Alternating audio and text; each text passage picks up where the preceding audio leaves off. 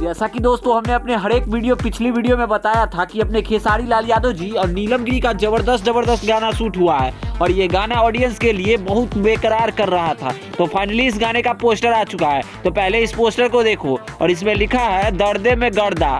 तो इससे आप सभी को बता दूं कि इस गाने को गाया अपने trending star hit machine Khesari Lal Yadav ji और करिश्मा कक्कर। इस वीडियो में सारे आर्टिस्ट ने अपने अपने काम को अच्छे तरीका से परफॉर्मेंस किया है।